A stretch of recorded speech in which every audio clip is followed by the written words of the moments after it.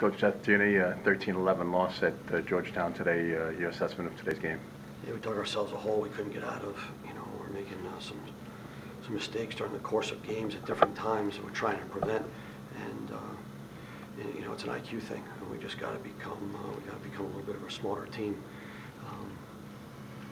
Again, we scored double digits. We need to have the ball. We just need to find that fine line of how we're going to win games, and that's what we need to do. Again, the effort was there. I thought we turned it on a little bit more later on in the game, which upsets me that we didn't put it on earlier and leave it on. We dug ourselves a hole. We had to use a lot of energy to get it back to 5-5.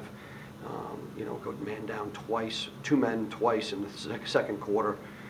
And it's one of those things where you just keep digging, and we got to start digging our way out of it, and we got to force other teams to dig. What happened in the first quarter where you guys had those 2-goal deficits, where the 4-goal deficit, and what you tell the team to get the fire under their belly to get back to 5-5? Yeah, I think it was the fire was self-inflicted. They knew that they had made some mental mistakes out there, and it wasn't because they saw anything that they shocked them. You can't play two-man down twice. You're going to give up goals. I think they had. When it gets down to it, we talked about it literally, since the Manhattan game, that this game is going to be about special teams, and they were 3 for 7, and we lose by 2. So we can't do that.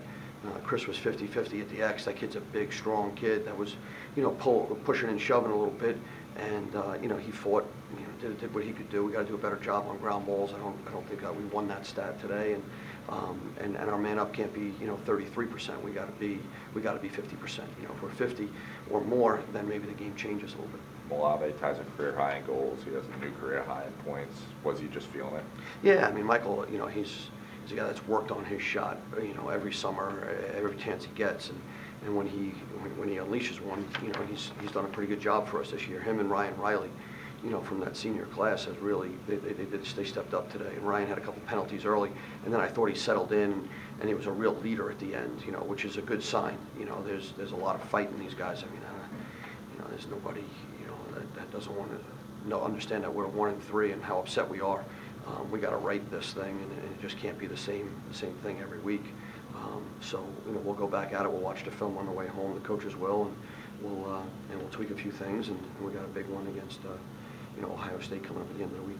How important were clears in today's game? You guys went 12 for 13. Yeah, listen. Ever since game 1, we made it a huge emphasis to make sure. And the one clear actually came off of a face-off early, I think in the first quarter or second quarter. We won it back, and Finn Sullivan picked it up, and kind of, sometimes there's just no out, and instead of playing it back, he tried to sneak through a little bit of a hole and then throw it back, and there was a Georgetown player there, and he picked it off, and ultimately they ended up scoring on that possession. But again, I wasn't upset with the clearing. I think both teams cleared it. Maybe just -1 on both sides of it. You mentioned the offense. Defensively, you think it's just a matter of being banged up? We're a little banged up there. There's no getting around it, but it's no excuse. We just need guys to step up and be as disciplined as we can, and offensively too. We're trying to find that line. Do we push transition, or do we have the ball? And that's a fine line, because right now we need goals to win games.